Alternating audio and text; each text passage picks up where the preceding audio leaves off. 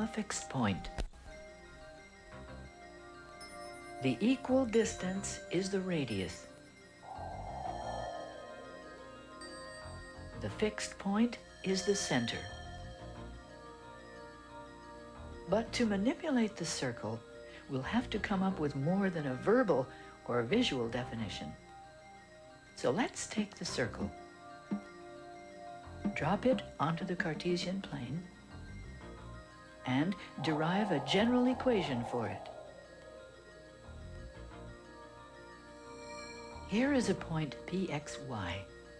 It forms a right triangle with sides x, y, and the radius r. We also know that the center of the circle is the point 0, 0. Pythagorean theorem provides a straightforward method of calculating the distance between 2 points. Here are 2 points, A and B. D is the distance between them. D is found by taking the difference in the x-coordinates of the 2 points and squaring it. Then take the difference in the y-coordinates and square it. Add them together and take the square root of the sum.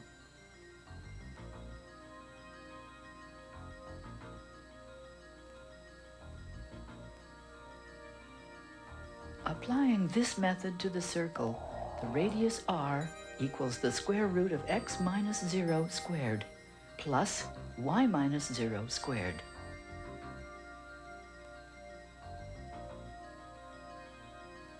To rid ourselves of the square root sign, we'll square both sides of the equation. R squared equals x squared plus y squared. And since all points on the circle are the same distance, r, from the origin, this is the equation of a circle centered at the origin. But what if a circle doesn't happen to land smack on the origin?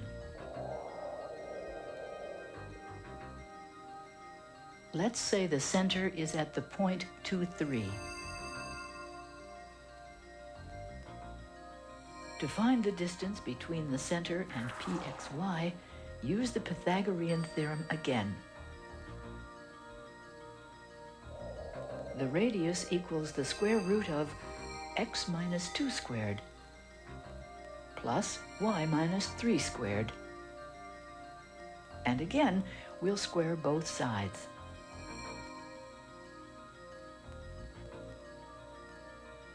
Notice how the equation displays the original given information, with 2 and 3 being the coordinates of the center. So, the general equation for a circle of radius r and center at point AB is r squared equals x minus a squared plus y minus b squared. Charlie, it's gonna be a while before the ship's ready. Don't worry, Ed. We've got all the time in the world. Another way of examining circles not centered at the origin is in terms of transformations. Transformations can be applied to any of the conic sections.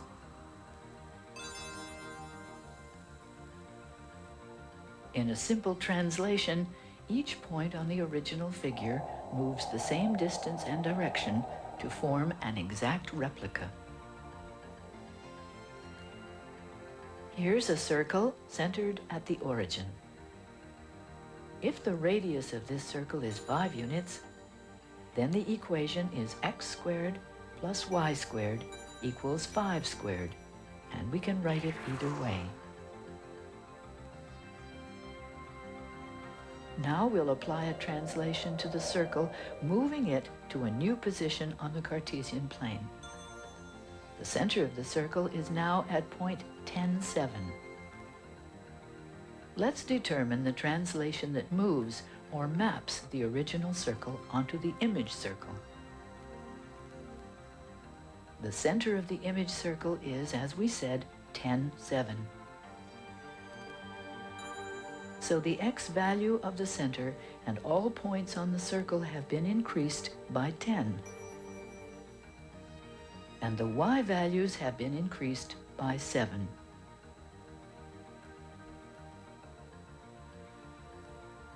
In transformation notation, the translation named t maps the points of the original circle, xy, onto the points of the image circle. X plus 10, y plus 7. That's the transformation. To find the equation of the image circle, we'll temporarily introduce a new set of axes, u and v. This makes life a bit easier, since the image circle is now centered at the origin, even if it's the UV origin. The radius is still 5 units. So, in terms of u and v, the equation must be u squared plus v squared equals 25. Now all we have to do is convert this equation into terms of x and y. Let's look at one representative point on the image circle. Point 50. In the original xy terms, this point is actually 15,7. That is, the u coordinate equals the x coordinate minus 10. And the v coordinate equals the y coordinate minus 7. We can confirm these relationships for any point on the circle.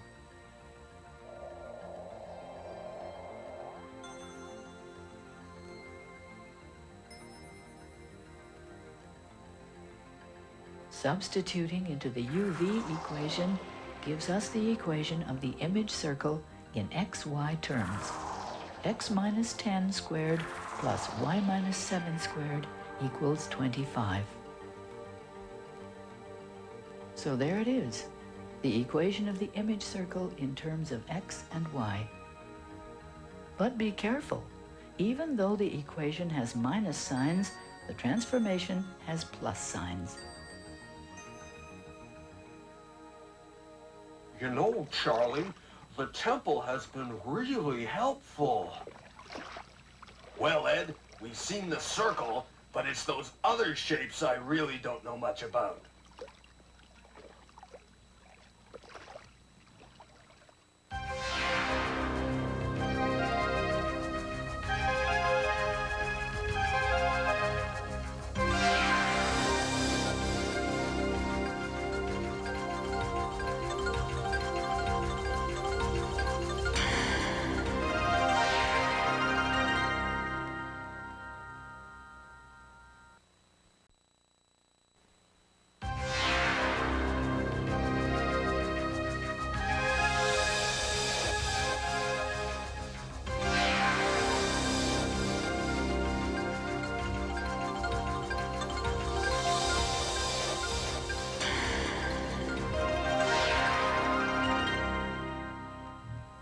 Perfect circles work great, don't they, Ed?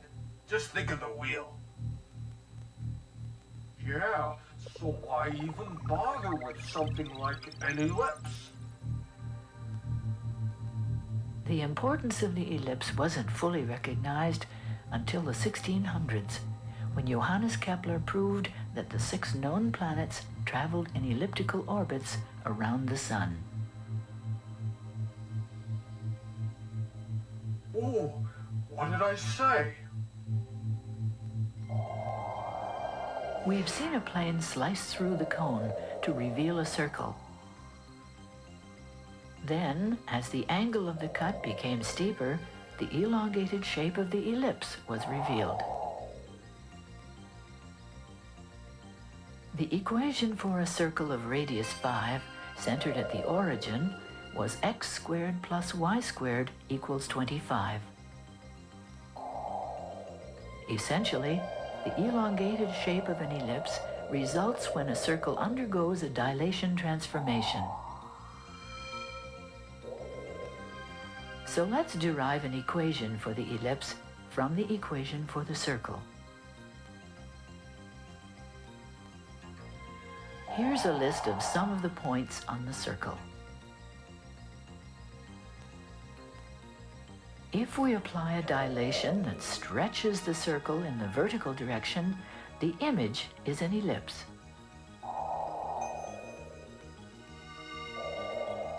Each of the original points now has a corresponding image point. The y-coordinates of the image points are 5 times the y-coordinates of the original circle. The dilation is t, mapping xy onto x5y.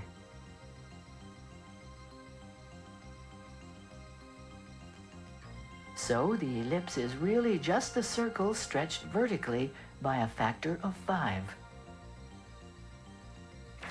To find an equation for the ellipse, we start with this relationship.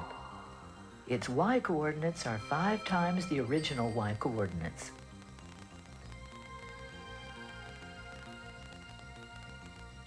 We can restate it this way.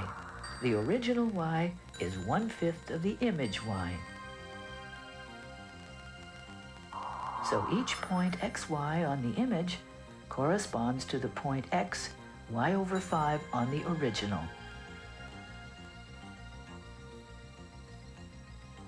And since x, y/5 is a point on the circle, x squared plus y/5 squared must equal 25.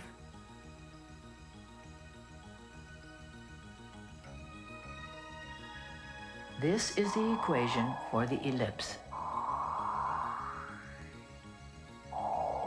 Notice that even though the transformation is a stretch of the circle, the y term in the equation is actually reduced by a factor of 5.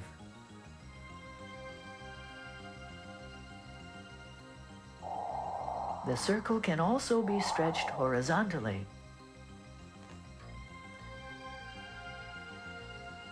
In this case, the transformation stipulates a multiple of x instead of y. When this transformation is applied to the original circle, the y-coordinates remain the same, but the x-coordinates are multiplied by a factor of 2. This results in another ellipse, and we can find its equation using the previous example as a model. That transformation mapped y onto 5y and didn't affect the x.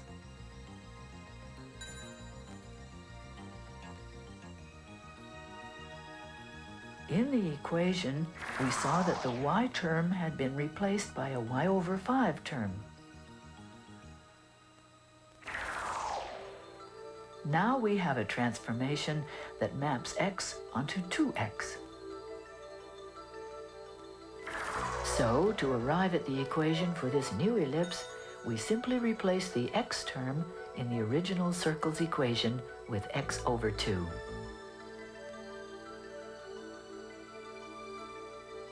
This equation can be verified by plugging in some sample x values and solving for the corresponding y values.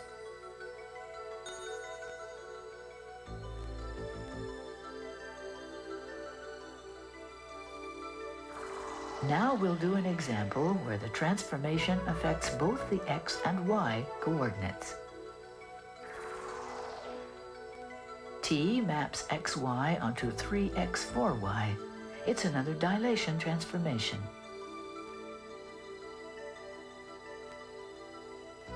When applied to the original circle, the circle is stretched both vertically and horizontally, and the resulting shape is another ellipse. Following the pattern established before, we can find the equation of the new ellipse. Since x is mapped onto 3x, the x term must be x over 3 squared. And the y term must be y over 4 squared. This is the equation of the ellipse, but we will now rewrite the equation in what is known as standard form. We can expand the x and y terms to give x squared over 9 plus y squared over 16 equals 25. Dividing both sides of the equation by 25 gives us this equation. Both terms can now be factored, giving this result. To understand why this is called standard form, we must examine the unit circle and determine what dilation would produce an ellipse with this equation.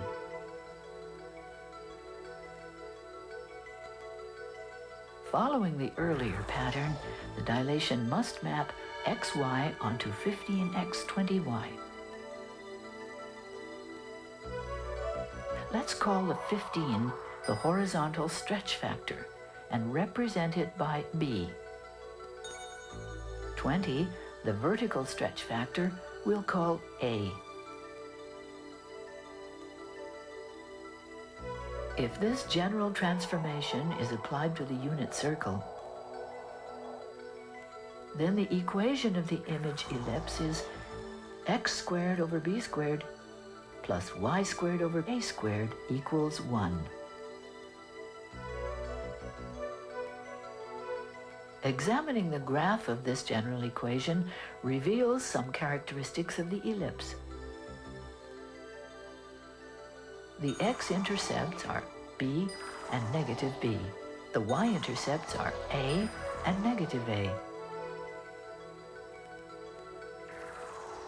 In this case, the length 2a is known as the major axis of the ellipse, and 2b is the minor axis.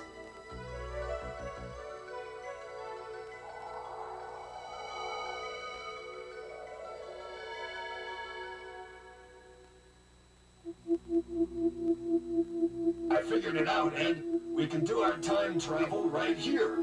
Just mention the name of a conic section, and hey, it's magic time.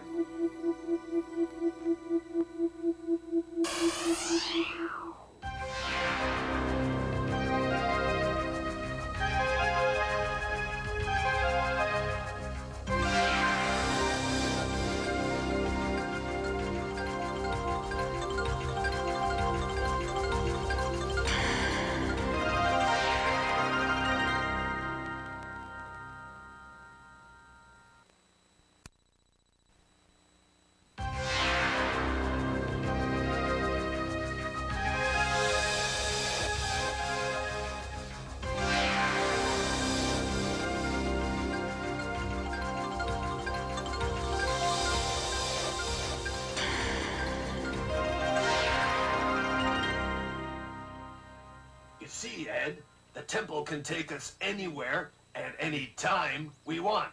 Just say the magic word. Abracadabra? No! Parabola! Well, I was close. Arched bridges became popular with the Romans, who used stones in circular and then elliptical arrangements. When steel and concrete took over as building materials, the parabolic arch was determined to be the most efficient structure.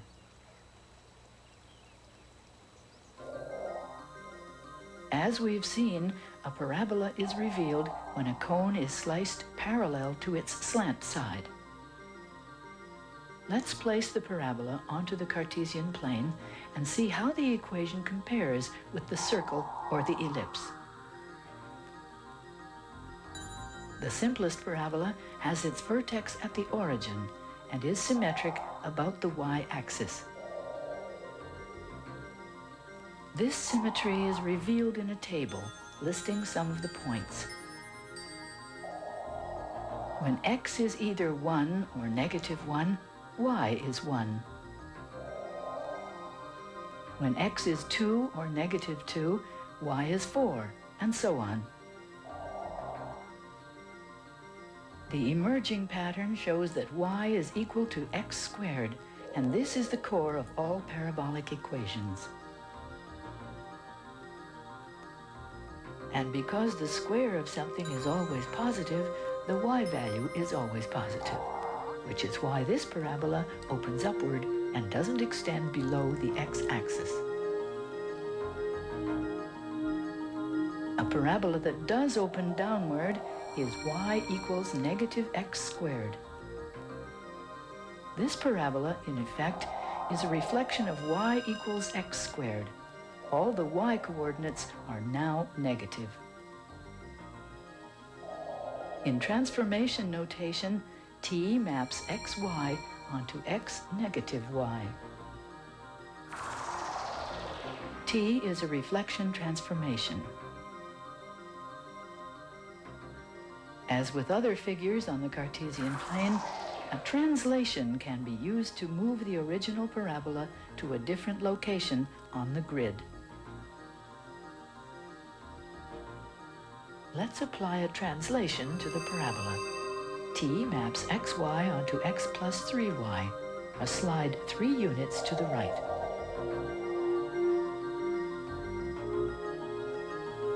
As we've seen with the circle and the ellipse, a plus sign in the translation corresponds to a negative sign somewhere in the equation. We've replaced x with x plus 3 in the translation. So we must replace x squared with x minus 3 squared in the equation. Now let's use a slightly different translation that affects both x and y. It maps xy onto x plus 3, y minus 4, and slides the original parabola to the right 3 units and down 4. Following the opposite sign rule, the equation for the shifted parabola can be determined.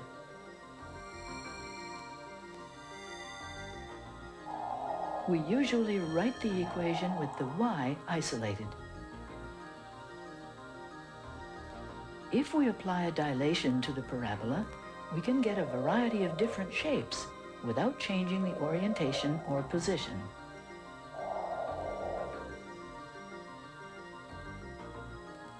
Take, for example, the dilation t, which maps xy onto x 1/3 y. There is another opposite rule that applies to dilations. If we multiply by a factor in the dilation, then we divide by that factor in the equation. In this case, y is multiplied by 1/3 in the dilation. So we must divide y by 1/3 in the equation.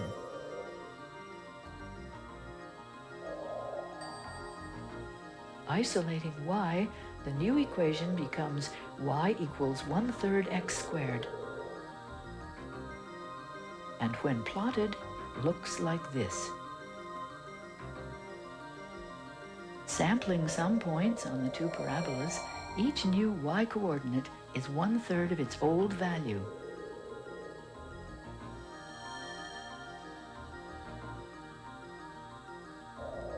The y values can be made larger by using a larger factor in front of the x squared, say 2. This results in a parabola that is narrower. There is a general equation for parabolas that have vertical symmetry.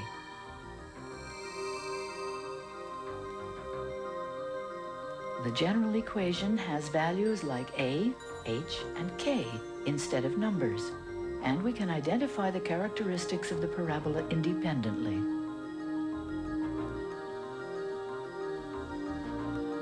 For example, the value of a controls the shape of the parabola, wider when a is closer to 0, or narrower as it moves away from 0. A also determines which way the parabola opens, upward when A is positive, downward when negative. H represents the x-coordinate of the vertex. As we've seen, a positive H implies that the vertex lies to the right of the origin. A negative H would shift the graph to the left instead. Notice that a plus sign in the brackets indicates that H is, in fact, negative. Finally, the K represents the y-coordinate of the vertex. Anything greater than 0 lies above the x-axis.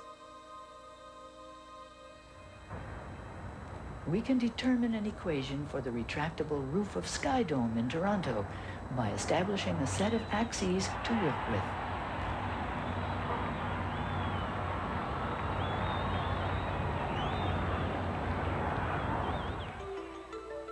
Let's represent the base level of the roof with the x-axis and have the y-axis run through one of the supports. The roof is essentially a parabola-shaped bridge, which spans about 200 meters. The height of the roof in the center is about 50 meters. Knowing the coordinates of the vertex, H must be 100 and K must be 50. But we must still find the value of A. We also know that the point 200, 0, is on the curve. So if we replace x with 200 and y with 0, A will be the only unknown. A turns out to be very small. In the next program, we'll look at the distinctive shape of the hyperbola. Hey, Charlie, let's use a retractable roof on our ship. Yeah, right, Ed. We can put the top down and feel the wind through our hair.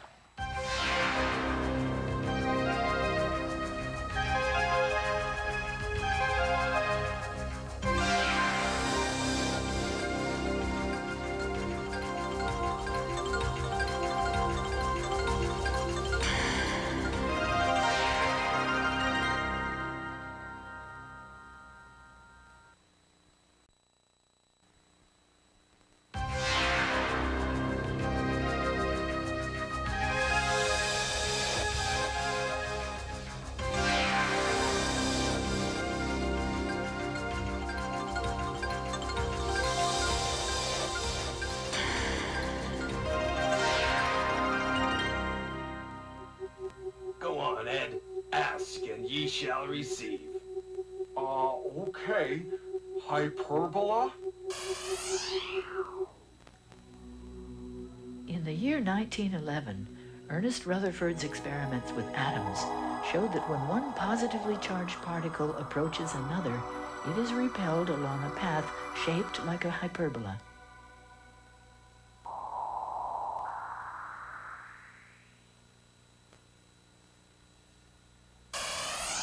So two positive particles just naturally repel each other.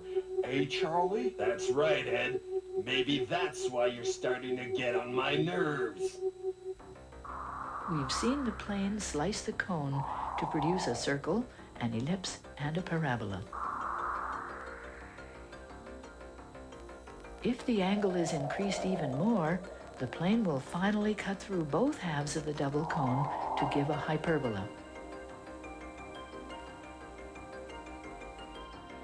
The general shape of the hyperbola is much like that of a parabola.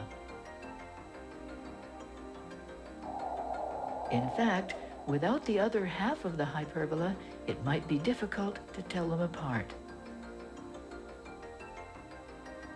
But there is a fundamental difference in their curvature that is revealed when we examine the hyperbola's equation. One of the simplest hyperbola equations is y squared minus x squared equals 1.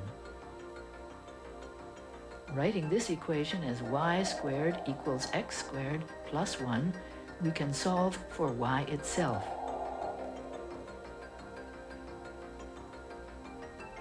Let's examine the positive upper half. When x is 3, then x squared plus 1 is 10, and the root is about 3.16. When x is 4, x squared plus 1 is 17, and the root is 4.12. As x becomes larger and larger, the value of y gets closer and closer to x. This is because the plus 1 is becoming far less significant than the large x squared.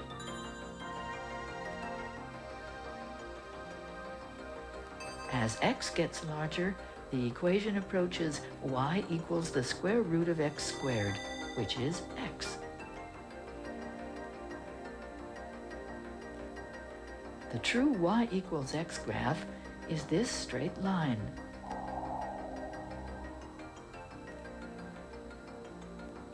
Plotting more points on the hyperbola, we see that as x gets larger, the hyperbola approaches but never touches the y equals x line. There's always that little plus 1 in the equation to keep them apart. The straight line y equals x is called an asymptote. Hyperbolas always approach asymptotes. Parabolas don't. They curve away from any asymptote drawn.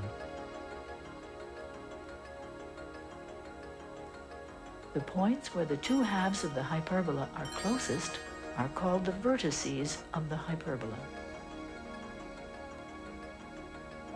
Hyperbolas can be narrow or wide and lie anywhere on the Cartesian plane, but they all have some properties in common.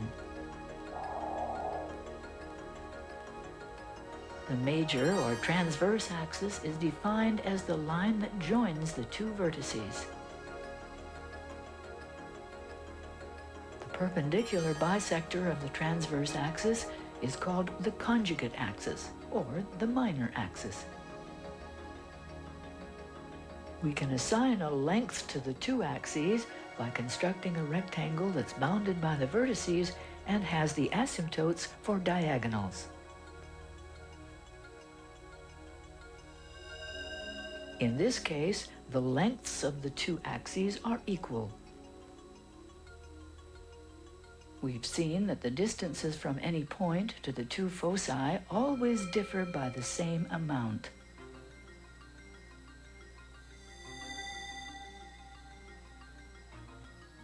The length of the transverse axis turns out to be equal to this constant difference. This is one of the two standard positions in which we find hyperbolas. In the other standard position, the transverse axis is horizontal.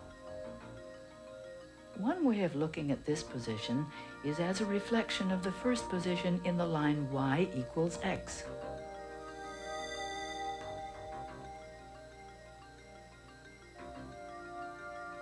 Now the equation of any graph, reflected in the line y equals x, is simply the old equation with the x and y switched. The asymptotes remain the same, but now the transverse axis joining the vertices is along the x-axis. We can apply other transformations to the original hyperbola as well. Take a simple dilation, t mapping x and y onto 3x, 4y. This stretches the graph horizontally by a factor of 3 and vertically by a factor of 4.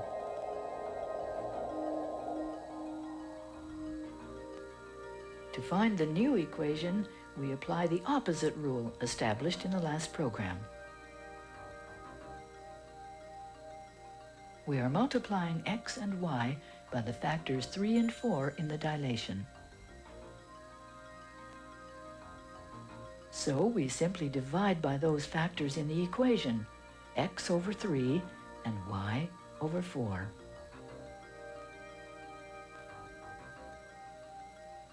These factors provide the boundaries of the rectangle, the x boundaries, and the y boundaries. The asymptotes are simply the diagonals. The general equation possesses the same properties. We have a hyperbola in standard position, x squared over a squared minus y squared over b squared equals 1. The vertices are at a and negative a, and the length of the transverse axis is 2a.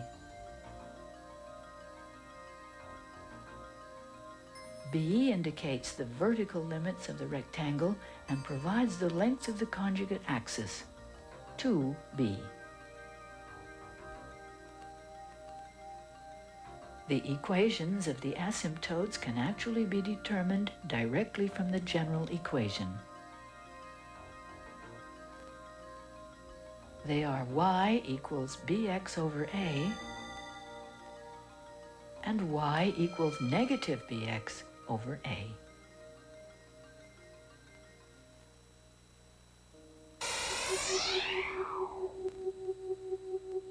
Asymptote. Asymptote. That's such a strange sounding word. Well, Ed, it's just Greek for not falling together. That figures. I think I'm starting to fall apart myself.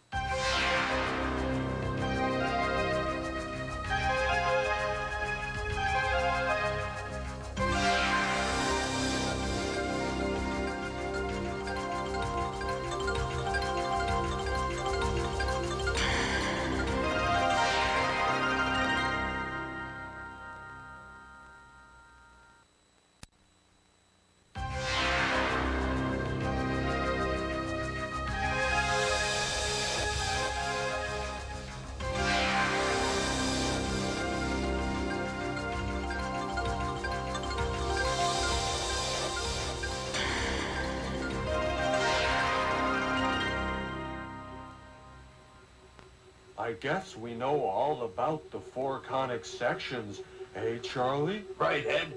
Now if we can just put them to some practical use. Now we can tie the 4 conic sections together. Placed so they all have the same vertex, there is a single equation that describes them all. Different values for the Greek letter epsilon produce the 4 conic sections. If epsilon is 0, then the equation represents a circle. We can confirm this with a little rearranging.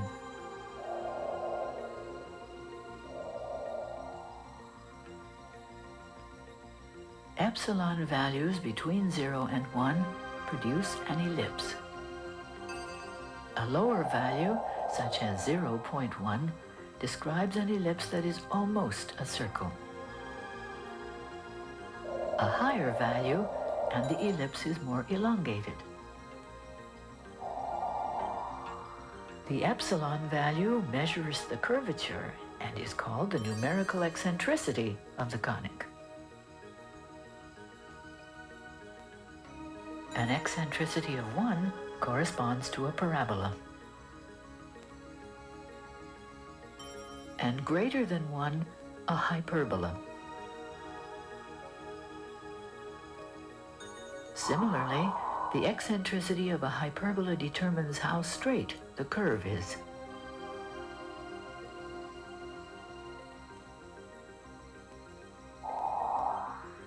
Some of the most important applications of conic sections arise from their curvatures.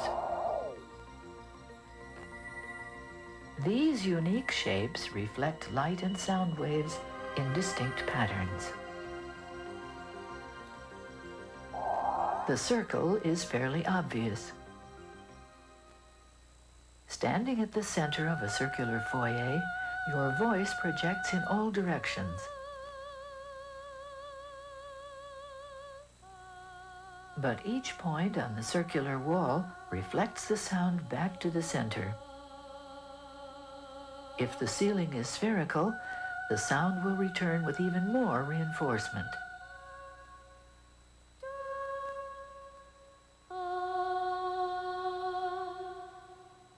The ellipse has two foci, and rays emanating from one focus bounce off every point on the wall to the other focus.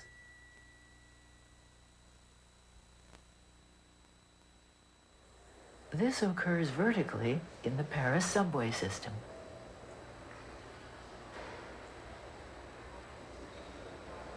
Some of the stations have elliptical shapes, and it's possible for two people to stand at the foci.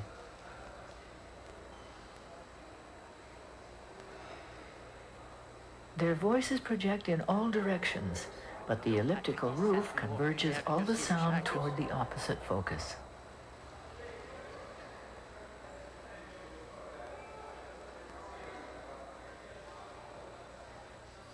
They can speak in whispers and still communicate effectively.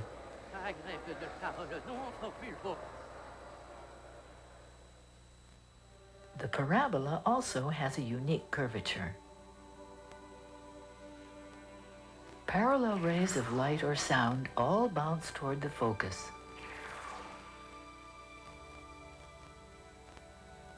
This is the fundamental principle behind the dish antenna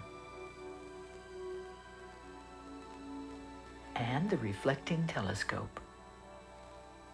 Both use a three-dimensional parabola called a paraboloid. The telescope's mirror can be made by spinning a container of plastic resin.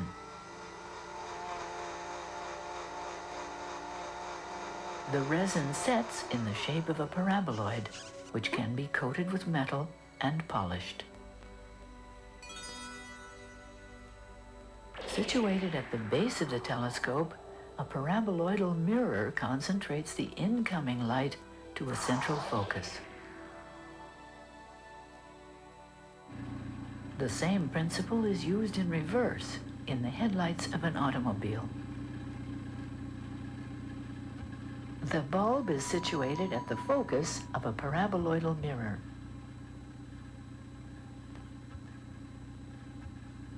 Although the bulb projects light in all directions, the mirror redirects the rays to come out in parallel.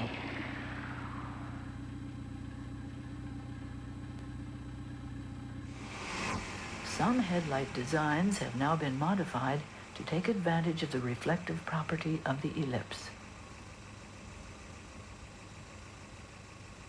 A small ellipsoidal mirror converges the rays onto a focusing lens, which in turn emits the rays in parallel. Without the need for a wide paraboloidal mirror, the result is a powerful headlight about the size of a business card, a sleek companion to the latest aerodynamic car designs.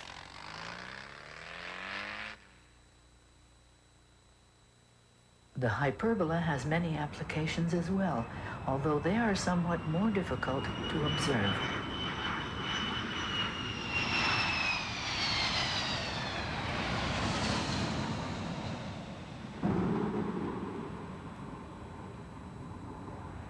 For example, the sonic boom of a jet aircraft is a shock wave shaped like a cone. The intersection of the cone and the plane of the ground forms a hyperbola. The sound of the sonic boom is heard at every point on the curve at the same time.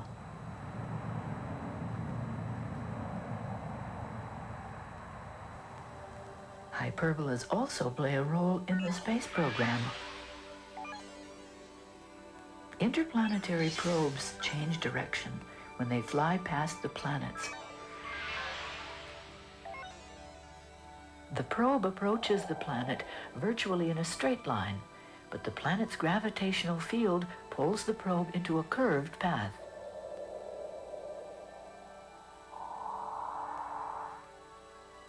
The hyperbolic trajectory is precisely calculated to stay far enough from the planet to avoid being locked into a permanent orbit. The probe is simply diverted to another direction. The hyperbola's shape also has a unique reflective property. A light or sound at the focus reflects in a radial pattern. The rays appear to emanate from a point behind the hyperbola. With such diverse applications, conic sections have secured their place in history. Are we all set, Ed?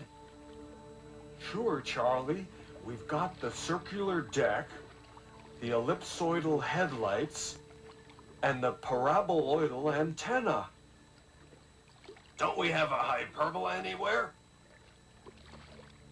You bet, Charlie. Look, our trajectory will accelerate us around the sun in a hyperbolic path. All right, let's go.